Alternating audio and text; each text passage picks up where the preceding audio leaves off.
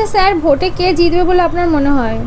ভোটে কে জিতে আমি একদম তোমায় ক্লিয়ার বলে দিচ্ছি, ঠিক আছে? দেখো, এতদিন তাহলে আমাদের তৃণমূল রাজত্ব করেছে, ঠিক আছে, একদম রাজের মতো রাজত্ব করেছে। তো তৃণমূলের মতো কোনো পার্টি কিন্তু আর আসবে না, ঠিক আছে? কিন্তু কোনো পার্টি হবে না তৃণমূলের মতো। কিন্তু পরিবর্তনও মনে হয় যে আমার দরকার, ঠিক আছে? তো বিজেপিকেও একটা সুযোগ দিয়ে দেখা উচিত, ঠিক আছে? কিন্তু আমি তোমাকে বলে রাখছি, সিপিএম যদি একবার আসে, সব থেকে ভালো কাজ কিন্তু ওই করবে। কিন্তু আবার CPM তো আবার আগে ছিল।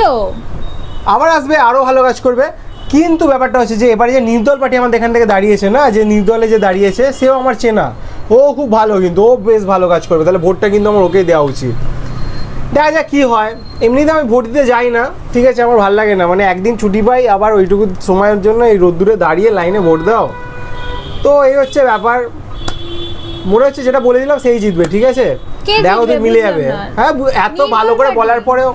নির্দল পার্টি? কিন্তু তার আগে আমি কি বললাম? তার আগে বললাম তো যে সিপিএম এরা সবথেকে ভালো কাজ করবে।